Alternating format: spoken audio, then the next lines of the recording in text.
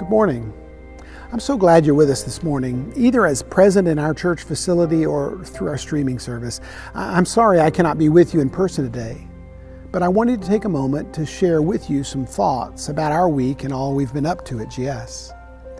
It was Monday night, after a long weekend with a storm named Harvey, that we met with around 500 people in person and on our live stream from our church and from around our surrounding communities, to discuss what we could do to be in service to the many people whose lives have been interrupted by the effects of the storm. From that meeting, we have set up a shelter for those temporarily displaced, collected materials needed by people who have lost everything, and are planning now for helping people in need rebuild after the floods that have been so devastating.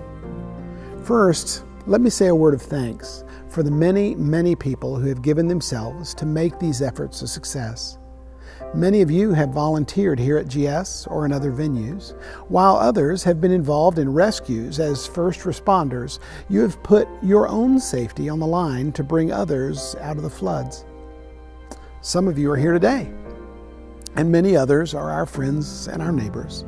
You have given of your time, your resources, and your love, and I want you to know that in your work, God's love has been made manifest in the lives of many others in need, and you have been changed by your obedience to His call to help. You know as well as I that we do not do any of this because we are able, because we have a plan, but that in His love, God makes us able and gives us His plan. Thank you for following Him and for all you've done so far. Now, having said that, the task is not over. In fact, even when our temporary shelter is closed and our remaining supplies are redistributed to other places where relief is still going on, the long road of recovery is still before us. The effects of this storm in our area, around Houston, and across South and Southeast Texas will be felt for months and even years into the future. Homes, schools, and businesses will have ruined structures and materials torn out, frameworks dried out and cleaned up, and walls, roofs, and furnishings rebuilt and replaced. We want to have an integral part in that process, both in sending teams of our own people to work among those in need and in being a hub for outside groups coming in to share in the labor. Many of you signed up to be a part of that process in our initial meeting last Monday, and others of you will be wanting to become involved. If you've not already provided us with your information to enable us to contact you, you can email harveyrelief@goodchurch.us, and we will add you to the list of those wanting to receive information about when and where we will be working. You can also go to our website or look on our church app and find the link to the Sign Up Genius where you can sign up directly for work days that are coming up. Above all, I would ask you to pray.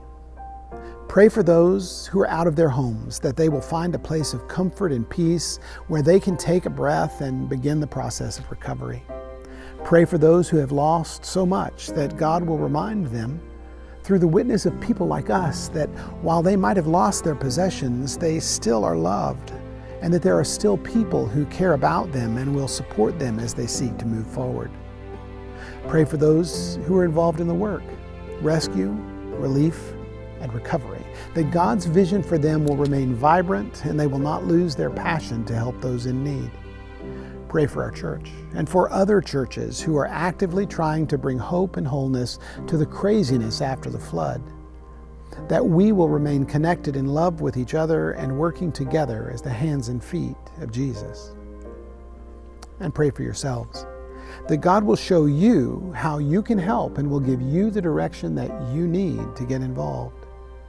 In Matthew chapter 7, Jesus talks about the difference between those who build their lives on His Word and those who build on some other foundation.